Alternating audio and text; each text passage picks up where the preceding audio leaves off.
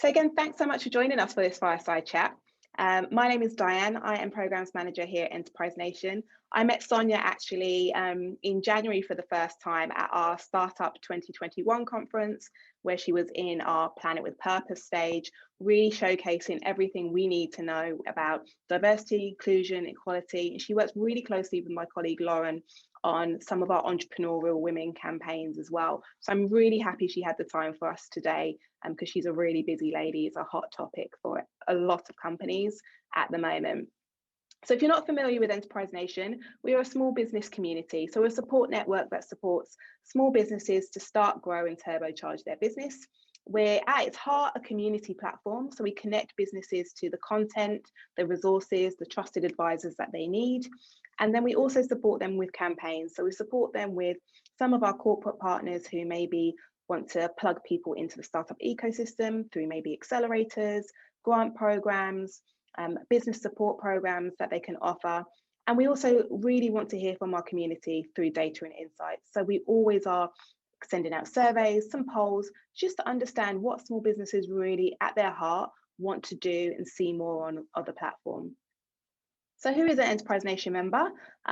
We're small businesses, we're micro businesses, typically less than 10 employees. And majority of our businesses have either started as a side hustle or they're really growing their business from their spare room, but doesn't mean they're not big on ambition. And what they're doing is looking for the trusted content that they come to the platform for, and also the trusted advisors. So connecting with people like Sonya on our platform to understand how they can drive their business forward.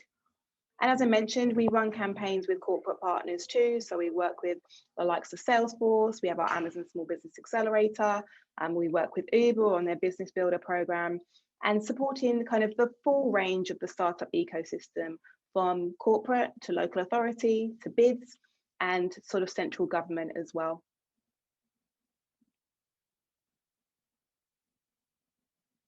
And Hello World is really where we are coming into this, the workshops and the fireside chat. So we were invited by the South Westminster bids.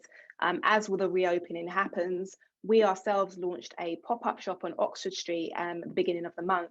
And we were asking our small businesses what they wanted to learn and see and do over the next few months as kind of the economy starts to recover, as places start to open up and we adjust to this new normal. And we saw that people wanted to make firm plans. They wanted to understand kind of what that transition looked like in their company culture, to understand, you know, going from remote working, from growing a team, to understanding kind of where their employees fit in the making the diversity and inclusion top priority for some of the businesses, big and small, which is why I really wanted to talk to Sonya about that today. We've looked at marketing as well, so what the omni-channel businesses could do in the future. And that's kind of where the Hello World campaign came out. So we've got 3 months where we're supporting businesses with content, with pop-up shops, and connecting to them to the support that they needed. And I'm really excited to round off this final fireside chat with Sonya, as we've sort of dived into our businesses themselves in terms of the revenue channels that we have, in terms of how we basically will move forward as businesses open and we're online and offline. But we've been working online and offline for the last 18 months. And now we come together again, and maybe teams are growing again and they are able to come together and see what they've learned. This is where we really wanted to chat about what it looks like as the future of company culture, and how you as an entrepreneur, you as a business leader, can become a more equitable leader. So thanks again, Sonya, for joining us today. I'd love to just have you introduce yourself and the Like-Minded Females Network, and also how did you get into this space? Yeah, absolutely. Thank you for having me. Very excited to be here. So really quick overview and summary. I graduated in 2015, never thought I'd be a business owner, or at least not this young, and fell into the world of tech. So I've worked in tech companies, 3.5 tech companies for the last 4 years. In 2018, I, as a graduate, didn't have a lot of disposable income, didn't really know what to do in London, and found myself slightly lost, and so started a brunch club. So this time 3 years ago, actually, we'd hosted our first brunch, and it was the same day that Harry and Meghan had their wedding anniversary, wedding. So I think I just remember it. If actually today Twitter told me it was my 3rd birthday. So Oh, I wow, did. happy anniversary. Thank you. I had no clue until this morning either. That's what happens when you run a business, is you kind of forget when it started. But to your point, ironically, no one actually showed up to our first 3 brunches. So we realized from a very beginning stages, or from a very early stage, that if you don't have a personal brand, if you don't have a real value-based system, if people don't see your strategy, they're not really going to attend, or kind of, put up with kind of investing their time into something XYZ. It was never meant to be a business. It was just meant to be a community forum. And slowly but surely that community forum started growing. At the beginning of Jan 2020, I unfortunately left my job in the corporate world and decided, look, I know exactly what businesses need to do to foster inclusive cultures. I know how founders are thinking, but I also know how corporates are thinking, but I equally know how community members are thinking, because I have a view of everyone and everything. And so I decided to launch my own D&I consultancy at the beginning of Jan 2020. Actually, this is relevant for every small business owner. Unfortunately, we were hacked, and so we had to start from scratch. And so Jan 2020, we started the commercial arm of Like-Minded Females as SB Consultancy, which is where we design, deliver educational and services around diversity, inclusion, and implement them. For example, we have designed and delivered over 200 workshops in the last 12 months, signed on 2 major clients in Germany, and work with small businesses who maybe don't have a lot of the budgets to secure their D&I efforts from the get-go. From a community perspective, we support women in marginalized communities to enter into entrepreneurship, digital, and tech through life skills programs, a career building program, LinkedIn Lives, community forum groups, and most importantly, a mentoring program. So we have the largest mentoring program in the UK with over 600 participants, all for free. And outside of that, I have written a book titled Unprepared to Entrepreneur. And the reason as to why I'm in the D&I space is because I was unfairly dismissed from my corporate workplace twice. And I realized that a lot of businesses want the diverse talent, but I'm a diverse talent and I've left and I don't want to work for you. And actually that should be troubling, right? So it was more from my own lived experience and then through the educational research that I went back into businesses and taught them on how to be more inclusive. And as per the session today, how to be an equitable leader. And I think it's really important that we really unpack what equity means, what diversity means, what inclusion means, because despite us being on this session, the LMF network, which is the network I run, we did 4 D&I case studies and research reports at the beginning of the year. And we found that less than 48% of people actually know what diversity inclusion means, and less than 31% knows how equity affects their everyday lives. And yet 95% believe that there are biases in hiring, recruitment, and D&I efforts. So the stats don't really play in our favor, but that just means it's even more important to have this conversation.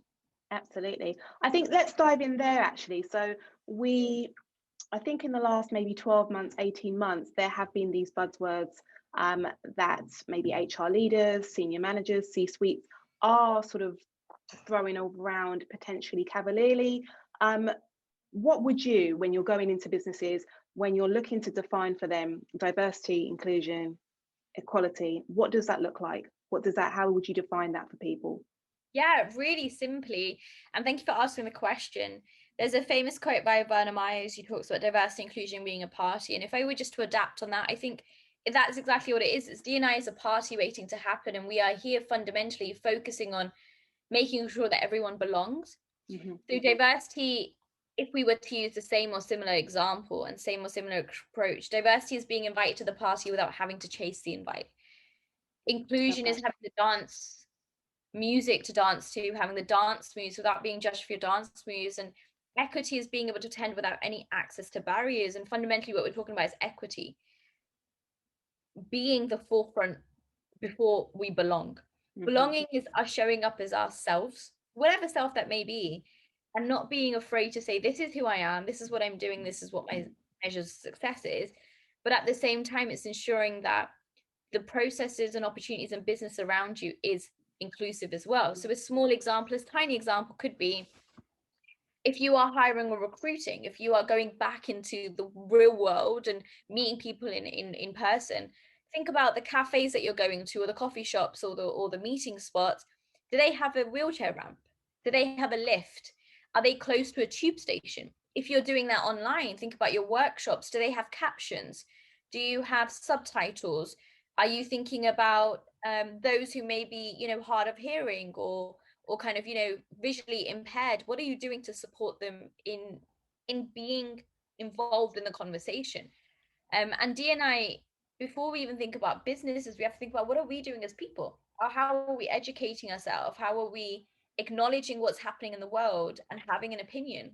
And having an opinion does not mean going on Twitter, sharing it, but it means acknowledging that something is happening. How are we securing and ensuring that we are safely creating a safe, which is safe, secure, transparent for our people internally, so that when we grow, there's not a lack of conversation, but there's an open space to say, here's what's happening, here's the solution, and here's what we can do about it together. Yeah, absolutely. And I think we're going to dive into some of that, like how to, but we see that, well, stats saying 70% of startup founders think diversity is important, but then only 10% will actually implement a diversity program.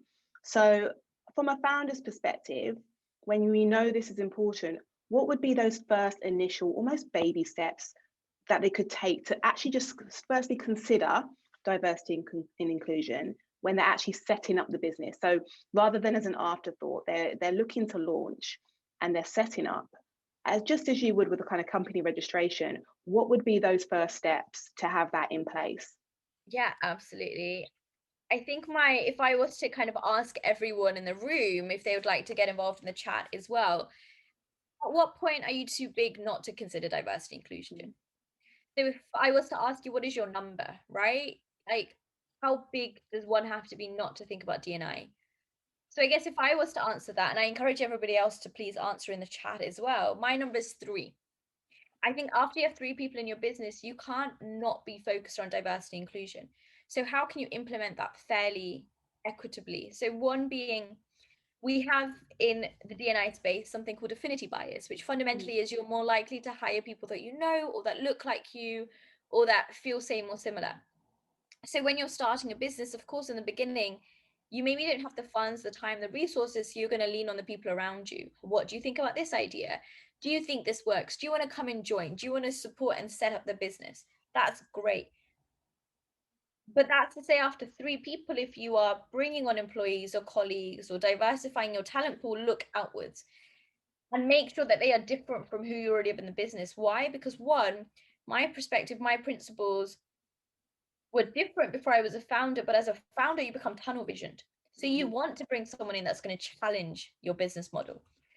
2, it's to do the education yourself. So what I mean by that is when you want to go for a restaurant, when you want to go on holiday, when you're booking at hotels, you are going through TripAdvisor, you're going on Expedia, you're going on YouTube, on TED Talks, just to educate yourself. Use that same energy when understanding and establishing kind of interpretations and context around diversity and inclusion. TED Talks, YouTube, even research papers that we've conducted, even following the right people, right? Who are you following online? Those are the kind of initial immediate steps. And lastly, DE&I comes from a place of investment. So as business owners, we all know that, we have money to be made and we need to keep ourselves afloat.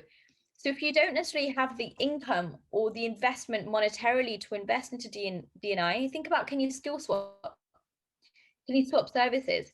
So I've done that a ton with small businesses over the last few months. And you might not have the monetary investment, but you may run a marketing agency, you may run a foods catering business, you may run a beauty brand.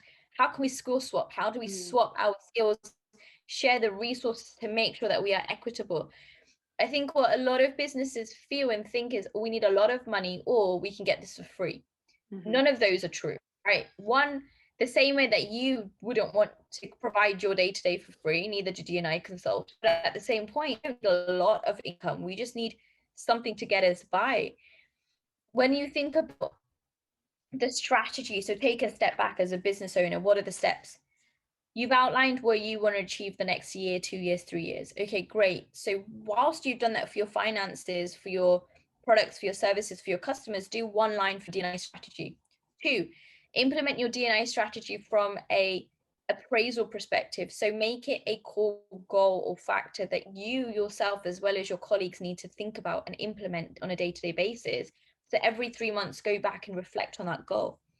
And 3, make time to learn about one another, right? Within our own business, we have a cheat sheet, which is simply you fill up a cheat sheet before you enter the world of business with us. It is simply, what is your name? What is your star sign? How do you like to work? What are some things that you want to achieve? How can we support you? So in that cheat sheet, I've written, don't send me an email that says we need to talk, because it freaks me out. And equally, I'm not the best with admin. I have a great out of office, but if I don't reply to you in 24 hours, just ping me a message. My team have gone from being a bit afraid, oh, she's the founder, she's the business leader, we can't ping her a message, to pinging me, to WhatsApp me, to sending me voice memos, to be like, here's finder.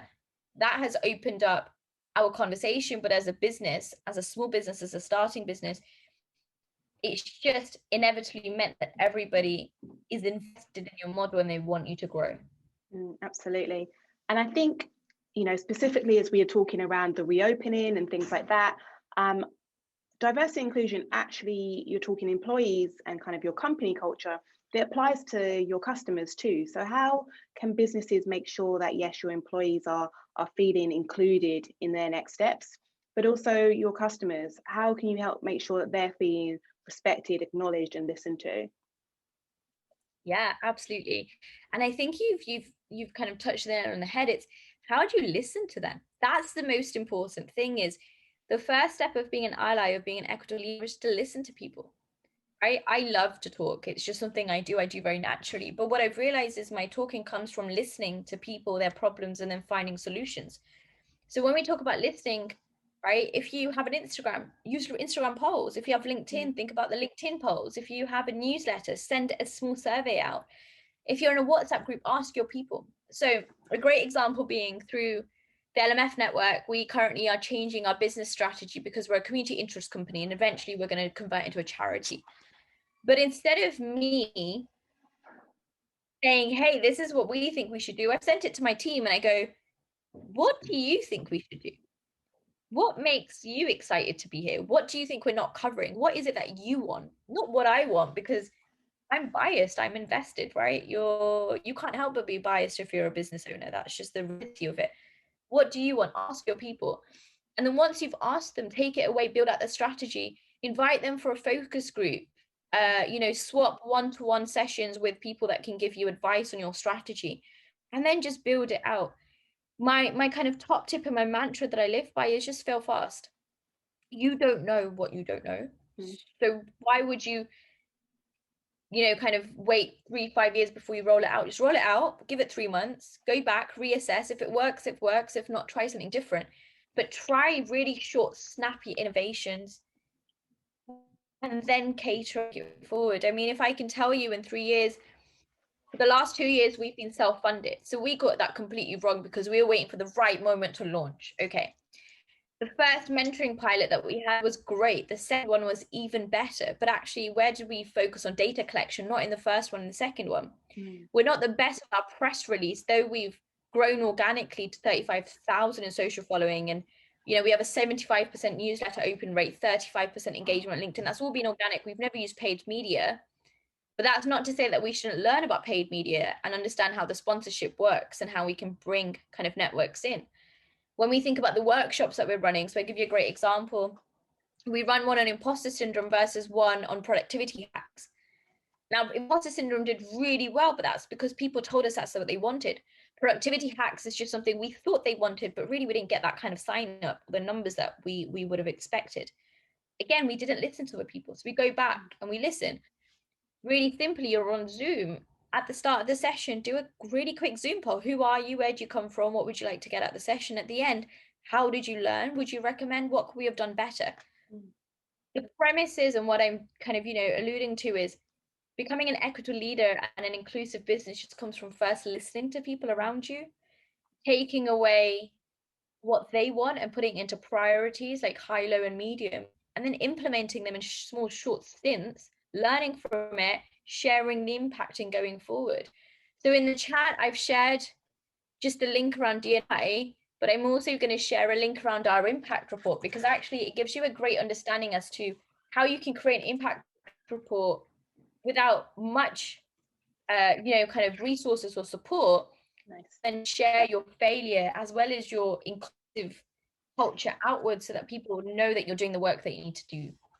Amazing. What we'll do also, I'll share those links in the follow-up email as well. So for anyone who couldn't make today and they're watching the video back, we'll go ahead and share that afterwards. That's great, Sonya. It's actually an interesting point that you raised with when we're talking about your followers, 35,000 followers, that's, you know, an immense number of a community. Now, does that mean that you feel like brands then are coming to you because they know there's something there and they're looking to kind of, they know there's that social proof that people are wanting to, you know, work in more diverse and inclusive places. They also want to shop in more diverse and inclusive places. Do you think that this, not to say trend, but do you think this movement has been led by consumers and society over corporations? I think it's such a great question. And what I'd say is,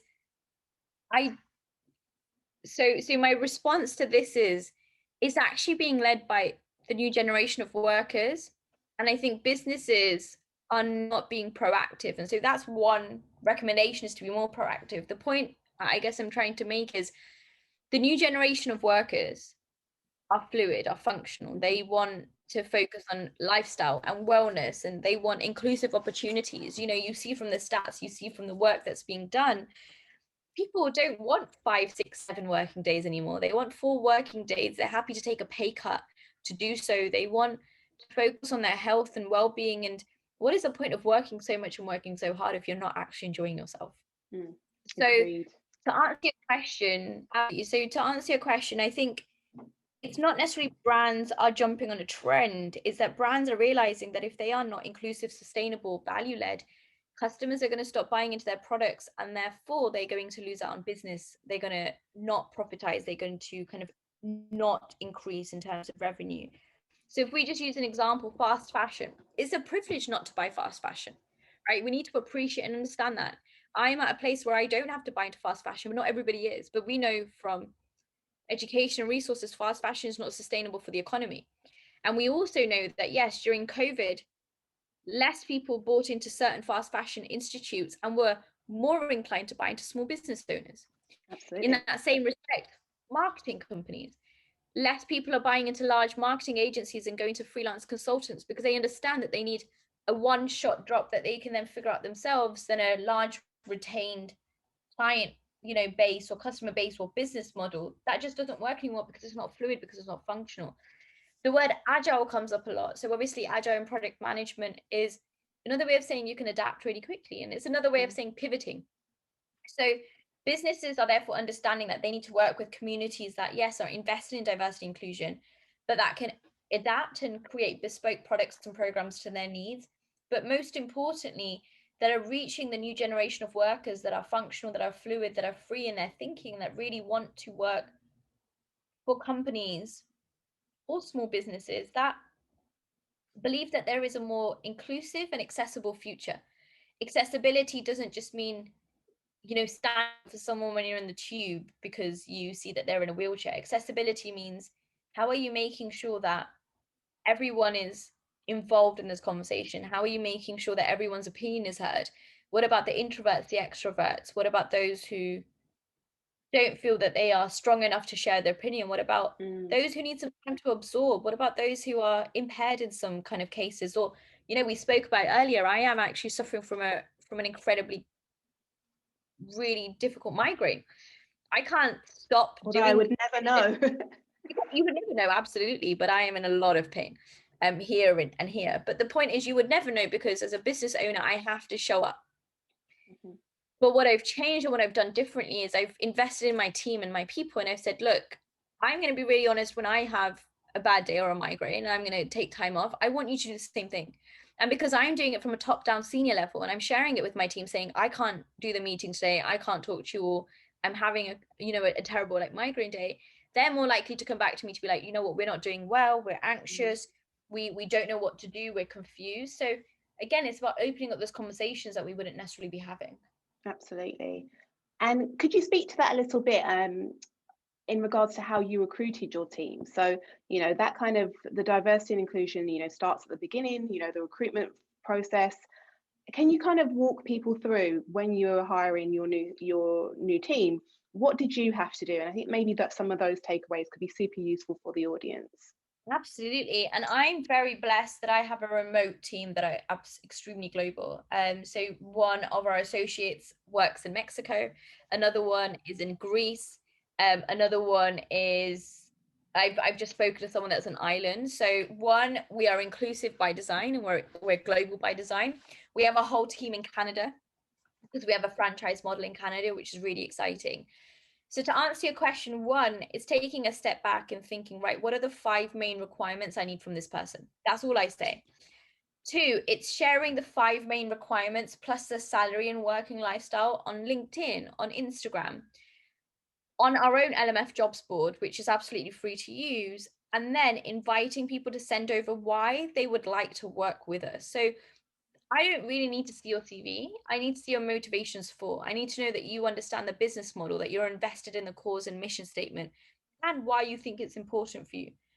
From an interview perspective, I always start interviews with the same or similar, meaning we will always have an external candidate on our interview, be that a member of our team, be that a friend, be that someone in the network, so that it's not just one person, therefore the biases aren't there. For each of the 5 tasks that I've outlined, I will put a criteria. So let's say that's communication skills, leadership skills, PowerPoint skills, whatever it may be. And when I'm therefore asking questions, I'm assessing versus my criteria, writing it down from a 1 to 5, not necessarily what's in my head. Mm-hmm. And then my question always comes back to, so you've seen the job description, you've seen the tasks, but tell me, what skills do you have and what skills do you want to improve on? So when I hire people, I hire based on their skills and their passions, less on the actual job description itself. So a great example being, just today, I spoke to a guy who lives in Ireland, and he is very passionate about women's rights and gender studies because it's something that he's lived and breathed his whole life. He's doing a university degree on it, but also he's grown up in a single parent family and he has a sister and a mother, and he's, kind of, that's where the passion comes from. So I asked him, what is it you want to do? What is it you don't want to do? What are your skills? And most importantly, what does success look like at the end of a 3-month internship?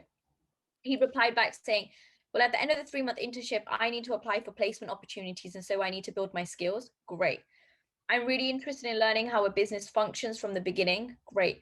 I'm not the most confident with spoken communication, but written communication I could do. Amazing.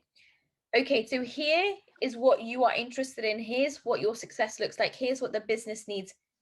Bring that together and create a hybrid model so that you are co-creating the job and description itself and then taking it forward. And of course, you can do that as small business, as medium-sized businesses, and it's very fluid in its approach. But what that means is the other person is coming on knowing you're listening to them, you want them to learn, you are going to support them in their measures of success, and you are creating or curating this job to outline and to amplify their skills and their strengths already. Because I don't know about you, but when I worked in corporate structure, it was always, or majority of the time, it was, well, this is where you're weak, so you need to get better. But actually, if we flipped it around and said, here's where you're strong, let's just keep getting stronger. For sure. You're able to amplify at a far greater rate and be passionate about a topic rather than always trying to get better at something that you're not great at to begin with. Yeah, absolutely. You touched on there when you're talking about recruitment, about having someone else on the sort of panel to sort of mitigate any of those biases. Can we just circle back to that just for the audience? Could you tell us a little bit more about unconscious bias and why it's something that people should be aware of and considering? Absolutely. So despite what the media says, what the news reports say, and what the race report said, unconscious bias is extremely important. Unconscious bias is fundamentally you not being aware of the social stereotypes or beliefs that you hold against a person, a group, or a community. Unconscious bias training is not to say we will fix everything and that you'll never have biases. Unconscious bias training is to say you may not know the biases that exist, so let's educate you on them so that your brain gets rewired, so that before they come out in actions or in written context, we're going to stop them, we're going to mitigate them. A great example being when it comes to job names or CV interviews or names in generally, if you have a standard British white Caucasian name, so we're just going to use John Doe as an example, compared to John Doe, somebody who has a Pakistani or Indian name or sounding name has to apply for a job opportunity 60% more. Someone who has a Black or Afro-Caribbean sounding name or of those identify as someone who is from the Black community, that stat goes up to 80% more. So take off names from your CV and your cover letters. I want to know based on your experience. Equally, gender-based terms within CVs and interviews. Total Jobs found that from 77,000 job descriptions, they had nearly 500,000 gender terms. So gender terms are like dominant, driven, compassionate, empathetic. The point is, when you are genderifying these terms, you are therefore then asking a certain group of people to come through, because the stats have shown us that women are less likely to apply for a role if they don't meet 80% of the criteria. Men are more likely to apply if they meet anywhere 40 and above. And lastly, when it comes to having an external interviewer, again, it's because you are so invested into your business. You want someone that looks and feels like you, right? You wouldn't want to be hired because myself as a brown woman, I see myself in you and I'm going to hire you because I want to give you the opportunity. What if you're not the best candidate for the role? But equally, I don't want to hire someone because I knew where they went to school, or they went to university, or because I had a lesson with them. You want to hire someone because they're the best fit for the role. And so ensuring an equal shortlist, having an external candidate having an external interviewer in the room, be that a friend, a network colleague, or a colleague generally, and say, here's the criteria, here's the 5 questions we're going to ask, here's how we're going to grade the questions, I need you to grade them, and you come out and you pick an average and you let the people go forward. What you also don't want, and another part of unconscious bias, is when you are hiring and kind of building out a team, you may have 5 interviews, and then you have interview number 1, and interview number 1 has smashed it. You get to interview number 3 and 4 and you think they're not as good as interview number 1. Yeah. What you're not doing is you're not assessing someone fairly. You're assessing them compared to somebody else. That's not fair. Everyone has their own unique skill set they're bringing to the table. And this conversation is about how do we allow that to be elevated and how do we empower that? So unconscious bias training, again, just to summarize, it's not we're going to fix anything. It's how do we know that these different elements exist, and therefore how do we find ways to combat and to battle through them?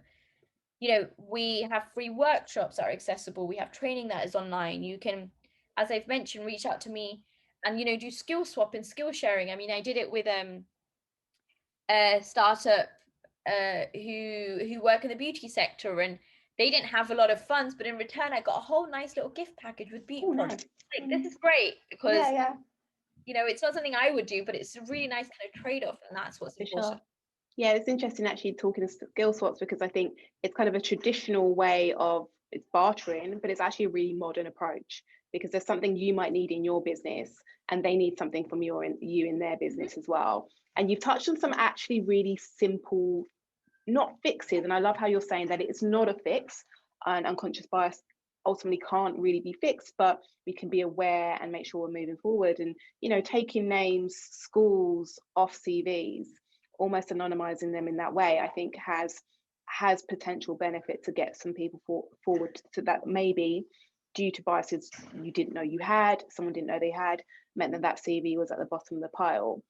And to touch on that, whereas as leaders, we may not know that your own personal biases, prejudices may exist, deep down for whatever reason.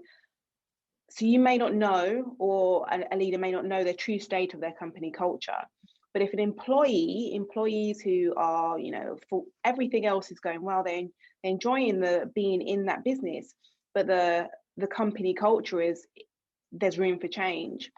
It's a difficult conversation for an employee to step up to say to their boss, their founder, their senior manager, there's something here we need to address. How do you suggest that an employee broach this difficult subject? Yeah, I think that's such a great question, and it's such a difficult one. I would say, firstly, speaking on it on behalf as a business owner, as on behalf of as a founder, if somebody comes to your business and tells you to change something, in the beginning, it's going to hurt you, right? There's no doubt about that. That's just the reality of what is. And so you need to remember not to take it too personally. It's not a personal attack. It's not you need to change something. It's actually, this is better for the business. What I therefore suggest as a business founder, as an owner, is to say to your employee, thank you for your feedback. send me more information via email, set up a call where I can listen, bring some data into play and tell me exactly what you think needs to be done with a plan or a strategy. Let them or give them the opportunity to present, and then take it away and see what you can really do at the back of that. What does that actually mean for you? So does that mean that you need a better process? Does that mean that you need a different email? Does that mean that you may need to diversify your talent pool? As an employee, if you're doing that, as a colleague, it's one, to understand what already is the information there in the market and to create some kind of, one page, a really simple document. Mm-hmm. Two, to bring stats and data into play. So, the stats and data tell us that diverse and inclusive teams can increase profits by 17% and can increase productivity by 23 minimum. Those are the numbers I want to see. Three, if you have other colleagues, ask them for their opinion and try and collate all of that into one. That could be through an anonymous survey, that could be through a focus group, whatever it may be. And four, schedule time with your founders, with your directors, senior leadership, with a clear agenda, and come to the meeting knowing what you would like to get out of the session. Now, D&I is not going to happen overnight, but as a founder, as a business leader, if your employees are passionate, give them the space to roll with it. But as a founder, as a leader, don't take it personally. As an employee, if you're passionate, it may take a bit of nudging, but roll with it and tell people why you need to do things. And it comes back to your company culture. So, a great example being, I've had interns who have said, Sonya, we're great, we love working for you, but actually there's no real onboarding process. And I thought, okay, why do I need one? And they're like, no, we need one. So they've gone out of their way. They've created this onboarding process. I've listened to them. I've learned from them. I'm like, great, this is what we can do. We can roll it out. They get credit. The research reports that we're talking about, we give credit to our interns because they're the ones who have really done the work. Giving credit, acknowledging where possible is great. Going back to your people every 3 months and saying, look, are you still happy doing what you're doing? Are you learning? Are you growing? What else can we do within the business? What kind of responsibility would you like to take on? Giving them the opportunity to do so, not as a side of a desk, but as you work 5 days a week, 4 days a week if you do work, and 1 day a week you handle projects, go for it. It's about letting them adapt, because the problem is that if you do not listen to your people, they will leave you. And it's more expensive to retrain and to bring new people on than it is to train the people that you already have. Absolutely. Right? A great example being, I have an intern who is not a native English speaker, but we are currently teaching her how to do account management. She's never done account management before, and she's dealing with one of our new partners. She wrote a blog, the last few days, and sent it to our partner. Our partner's come back saying, look, it's not the most grammatically correct, and it doesn't have a clear ending. Okay.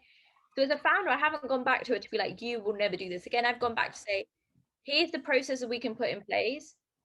Involve me in those conversations. Let me support you. Use the tools that are available. Ask for help where you can, and let's do it again. I have no problem losing a partnership, if I'm being really serious, versus upskilling my people. Right? Because if my partners come back and they're like, actually, you're XYZ person, we don't understand, that's fine. We're doing as much work as it can. We've already told you that this is a new learner. So everyone needs to be learning. But I'm not going to lose a great employee or colleague or intern over something that a partner is not happy with. It's about compromising. And it's about really focusing on the 4 C's. The first C is consideration. The second is communication. The third is care. And the fourth is culture. Right? What kind of culture do you want to build? How are you caring for your employees? How are you communicating? And what are you considering? I know that when I first started in the world of business, if I didn't get something right, I was too afraid to say, I don't know what else to do. I want to make sure within my own business model, everyone is able to say, we don't know what to do. And then everyone can just help each other. Yeah, absolutely. And I think the interesting thing you're talking there is around sort of managing expectations on all sides. You refer back to sort of that failing fast. You're allowing your employees, your team members to make mistakes because they're learning from those mistakes. And I think that kind of freedom can only breed sort of like a loyal team member, because they feel accountable, responsible, they feel part of the experience, they feel part of kind of the business that you're trying to create.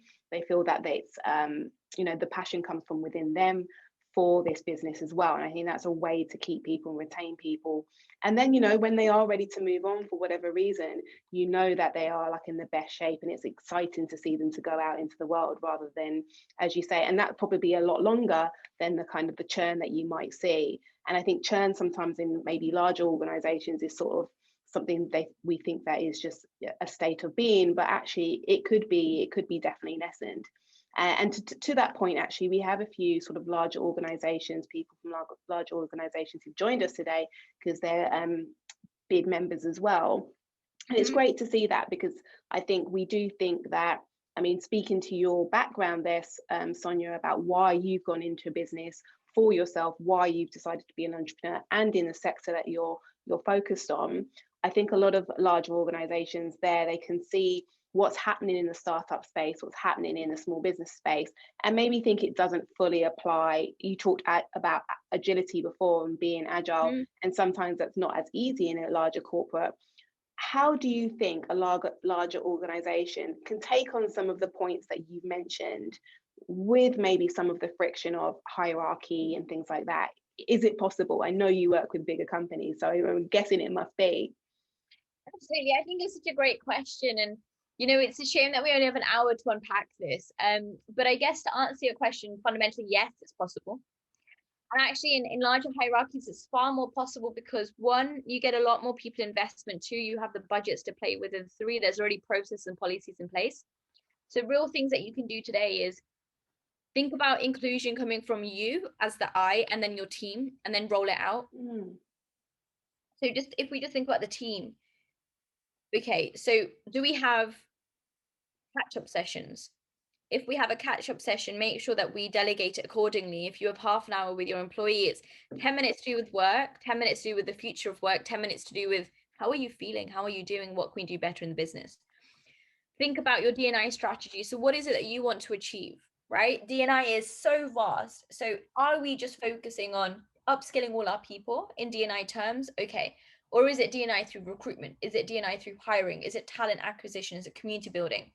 Focus on maximum 3 areas, but prioritize them as high, low, and medium, and build that out in a really kind of concrete and stable strategy.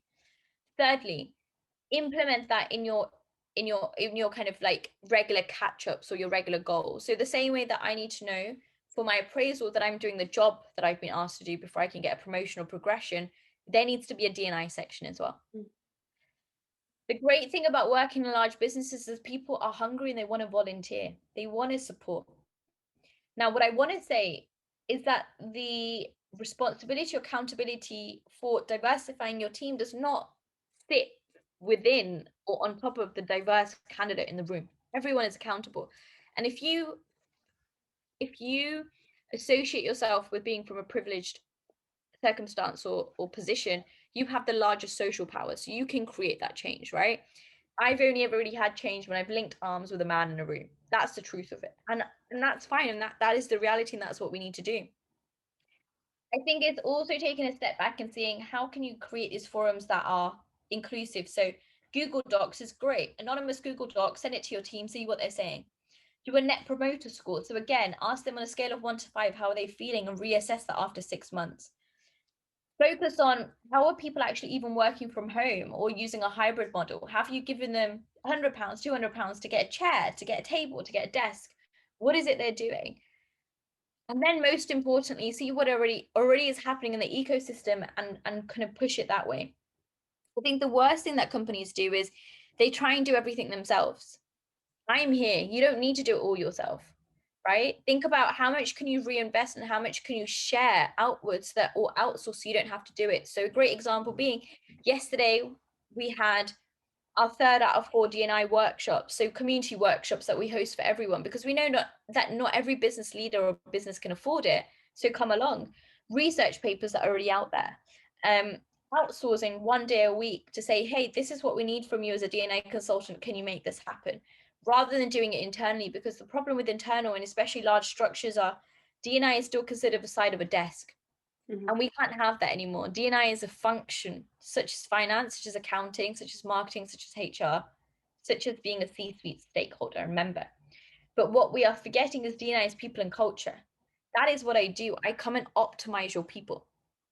I come and help you secure positive working cultures. I make sure that we have processes in place where we can increase productivity, increase profits, but at the same time, increase the wellness of people. And it's about making that hybrid function, that hybrid approach.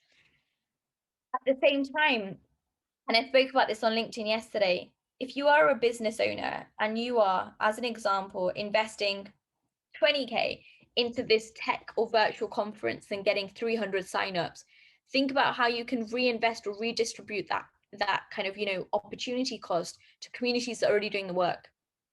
Think about how you can set up yourself as a mentor or mentee in schemes that already exist, so you can talk to different, talent that you wouldn't naturally. Consider who you are following online, engage with their content, reach out to them. Don't be afraid to put in new business calls and see how you can support one another. But most importantly, and it goes back to that point that we're trying to make here, is in order to become an equitable leader and inclusive business, you have to be considerate.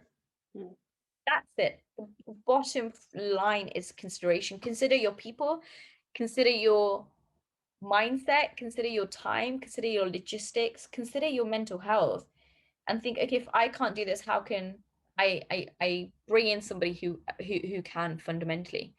I hope that answers the questions. I also absolutely. Going into it a little bit.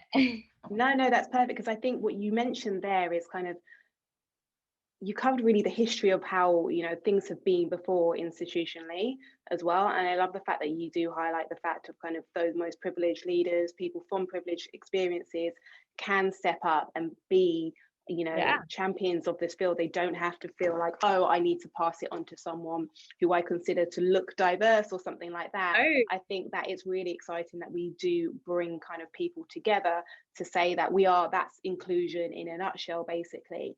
And hearing that from you, and hearing kind of not only experiences and what you see the future could look like, what are some great some equitable leaders that you have kind of come in contact with, or you're aware of maybe online, who people could maybe think of when you're thinking, okay, if I'm thinking of an equitable leader, is there a benchmark? Is there someone you would say, oh, this is someone I would say, look to them in some regard?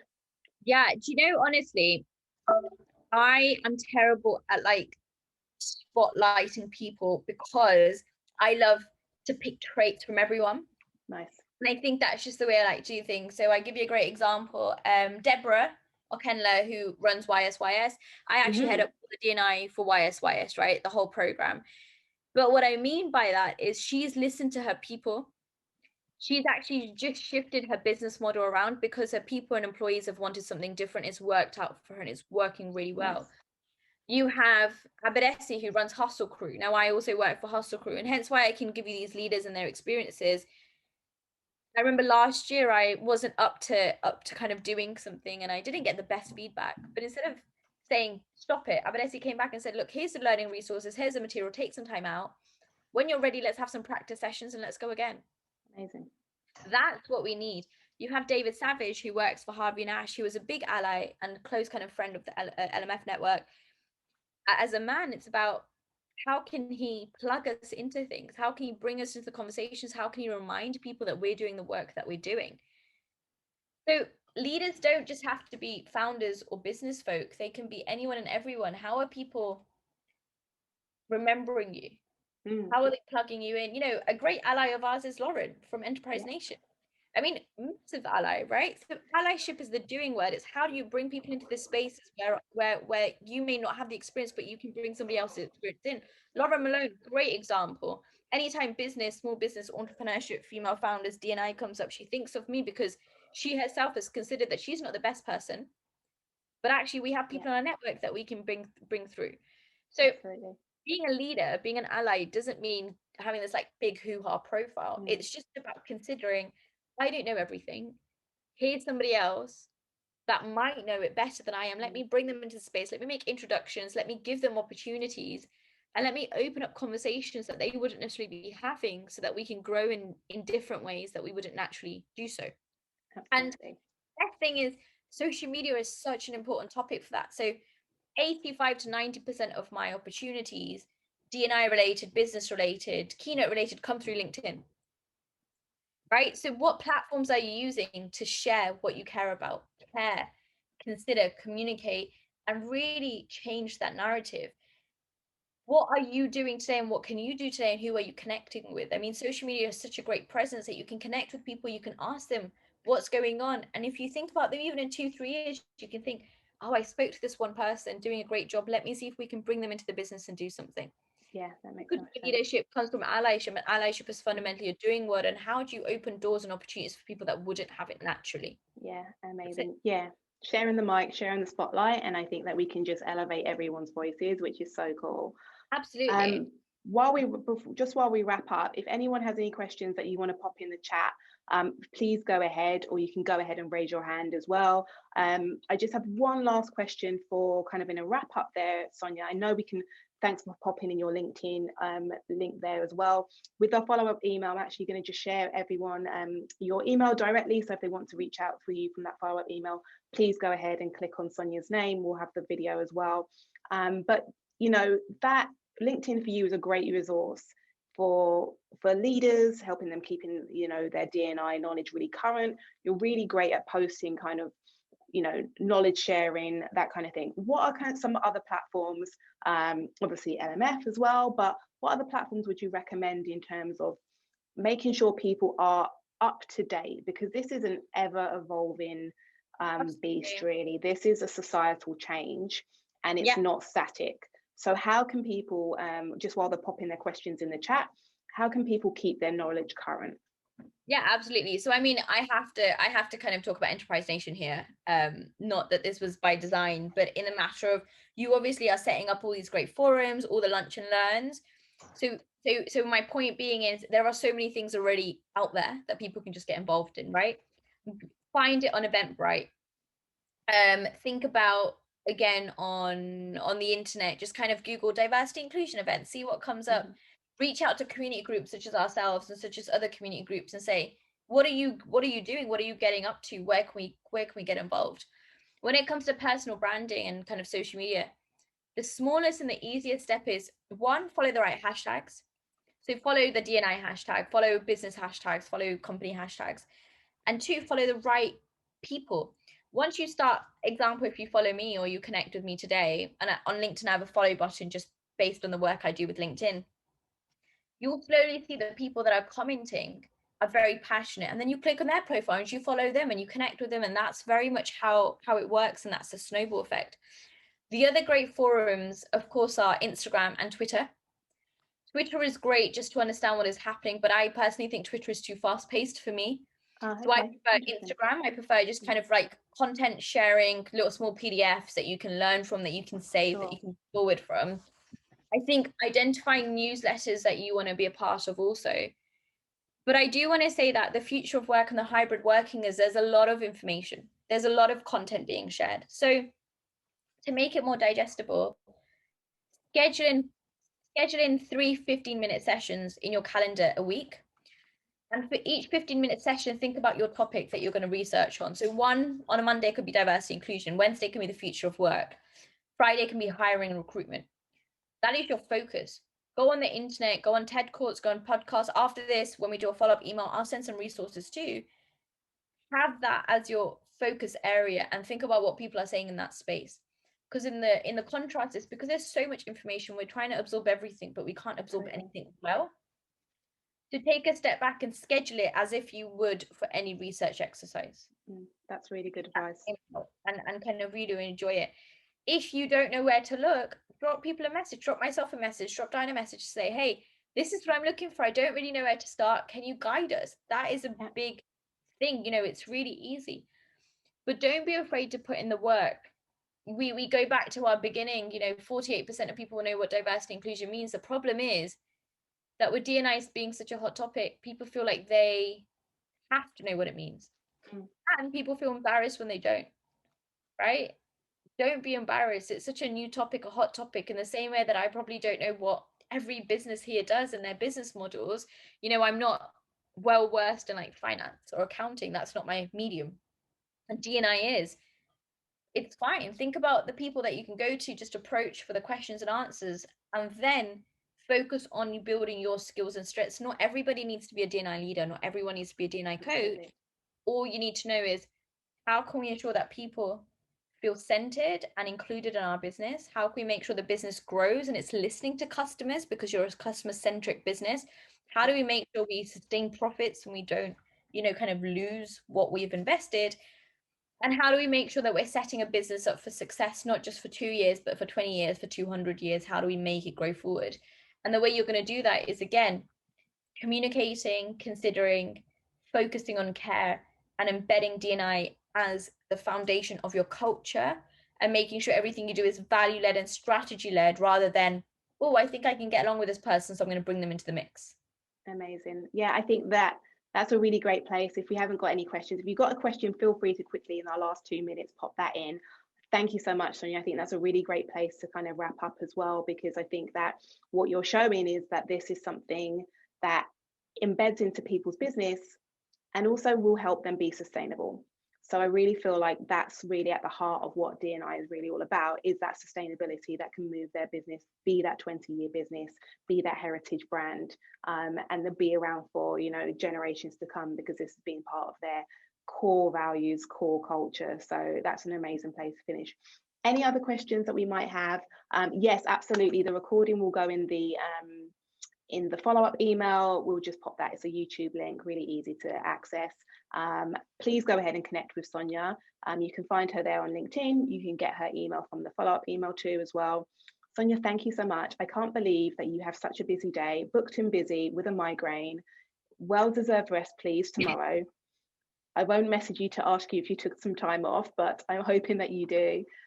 Thanks so much for joining us. Your energy and passion for this topic always shine through, regardless what's kind of like physically, mentally is happening with you. So I love that. So thank you for your time. I'll definitely be in touch with you soon. Thanks again to the South Westminster Bids for hosting us this month. We will hopefully see you again. As Sonya mentioned, we have lunch and learns every day on Enterprise Nation. Sometimes you'll see Sonya there as well, especially under the Entrepreneurial Women campaign. She has some of the clinics, she has some of the workshops that she hosts. So yeah, have a look. Just you can search her on LinkedIn. The LinkedIn link is there, but also on Enterprise Nation, search for Sonya Barlow, and a load of her content, masterclasses she's done with us, content she's done with us before. Definitely dive in there as well and follow her on LinkedIn. Thanks again, Sonya. Take a little rest before your next workshop. Thank you. Thanks everyone for joining us. Have a lovely afternoon. See you soon.